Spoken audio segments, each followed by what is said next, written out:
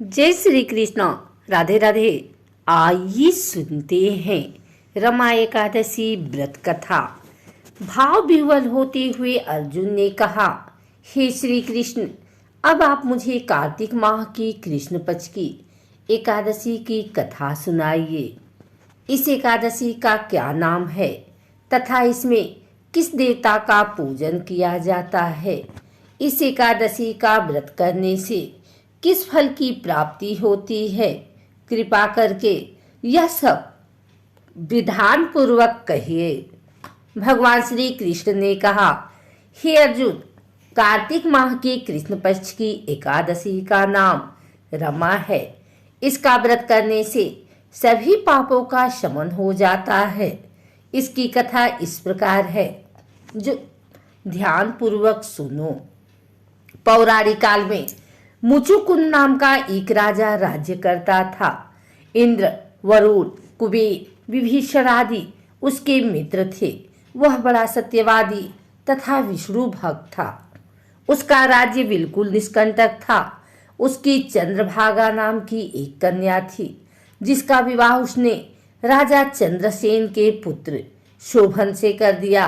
वह राजा एकादशी के व्रत से बड़े ही नियम से करता था और उसके राज्य में भी सभी कठोरता से इस नियम का पालन करते थे।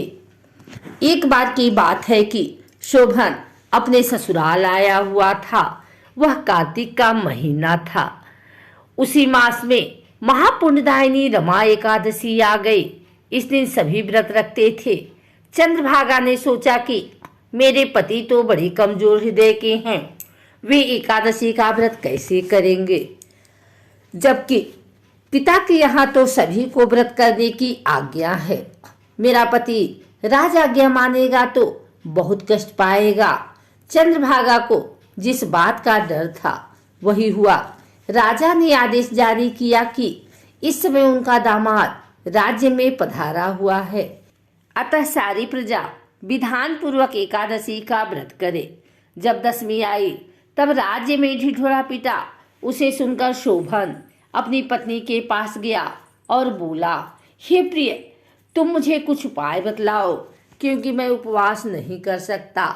यदि मैं उपवास करूंगा तो अवश्य ही मर जाऊंगा। पति की बात सुन चंद्रभागा ने कहा, हे स्वामी, मेरे पिता के राज्य में एकादशी के दिन कोई भी भोजन नहीं कर सकता। यहाँ तक कि हाथी, घोड़ा, ऊंट, पशु आदि भी तृण, अन्न, जल आदि ग्रहण नहीं करते। फिर भला मनुष्य कैसे भोजन कर सकते हैं? यदि आप उपवास नहीं कर सकते तो किसी दूसरे स्थान पर चले जाइए, क्योंकि यदि आप यहाँ रहेंगे तो आपको व्रत तो अवश्य ही करना पड़ेगा। पत्नी की बात सुन शोभन ने कहा, हे प्रिय, तुम्हारी राय उचित है, परंतु मैं व्रत करने के डर से किसी दूसरे स्थान पर नहीं जाऊंगा। अब मैं व्रत अवश्य ही करूंगा, परिणाम चाहे कुछ भी क्यों न हो। भाग्य में लिखे को भला कौन टाल सकता है। सभी के साथ शोभन ने भी एकादशी का व्रत किया और भूख और प्यास से अत्यंत व्याकुल होने लगा। सूर्य नारायण भी अस्त हो गए और जागरण के लिए रात्रि भी आ गई। वह रात शोभन को असहनीय दुख देने वाली थी। दूसरे दिन सूर्योदय के होने से पूर्व भूख प्यास के कारण शोभन के प्राण पखेरु उड़ गए। राजा ने शोभन के मृत शरीर को जल प्रवाह कर दिया और अपनी पुत्री को आज्ञा दी कि वह सती न हो और भगवान विष्णु की कृपा पर भरोसा रखे। चंद्रभागा अपने पिता की आज्ञा अनुसार सती नहीं हुई। वह अपने पिता के घर रहकर एकादशी के व्रत करने लगी। उधर रमा एकादशी के प्रभाव से शोभन को जल से निकाल लिया गया और भगवान विष्णु की कृपा से उसे मंदराचल पर्वत पर धन धान्य से परिपूर्ण तथा शत्रु रहित देवपुर नामक एक उत्तम नगर प्राप्त हुआ। उसे वहां का राजा बना दिया गया। उसके महल में रत्न तथा स्वर्ण के खंभे लगे हुए थे। राजा शोभन स्वर्ण तथा मणियों के सिंहासन पर सुंदर वस्त्र तथा आभूषण धारण किए बैठा था। गंधर्व तथा अप्सराएं नृत्य कर उसकी स्तुति कर रहे थे। उस समय राजा शोभन मानो दूसरा इंद्र प्रतीत हो रहा था। उन्हीं दिनों मुचुकुंद नगर में रहने वाला सोम शर्मा नाम का एक ब्राह्मण तीर्थ यात्रा के लिए निकला हुआ था। घूमते घूमते वह शोभन के राज्य में जा पहुंचा। उसको देखा। वह ब्राह्मण उसको राजा का जमाई जानकर उसके निकट गया। राजा शोभन ब्राह्मण को देख आसन से उठ खड़ा हुआ और अपने श्वशुर तथा स्त्री चंद्रभागा की कुशल क्षेम पूछने लगा। शोभन की बात सुन सोम शर्मा ने कहा, हे राजन, हमारे राजा कुशल से हैं तथा आपकी पत्नी चंद्रभागा भी कुशल है। अब आप अपना वृत्तांत बतलाइए। आपने तो रमा एकादशी के दिन अन्न जल ग्रहण करने के कारण प्राण त्याग दिए थे। मुझे बड़ा विस्मय हो रहा है कि ऐसा विचित्र और सुंदर नगर, जिसको न तो मैंने कभी सुना और न ही देखा है, आपको किस प्रकार प्राप्त हुआ। इस पर शोभन ने कहा, हे देव, यह सब कार्तिक माह के कृष्ण पक्ष की रमा एकादशी के व्रत का फल है। इसी से मुझे यह अनुपम नगर प्राप्त हुआ है, किंतु यह अस्थिर है।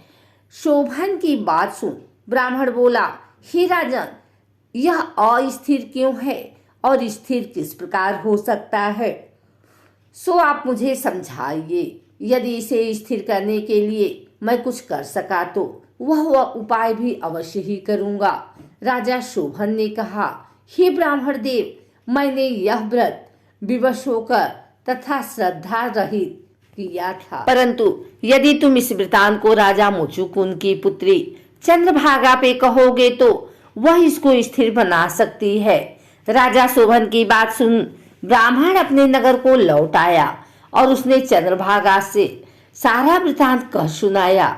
इस पर राजकन्या चंद्रभागा बोली, हे ब्राह्मण देव, आप क्या वह सब दृश्य प्रत्यक्ष देख कर आए हैं या अपना स्वप्न कह रहे हैं।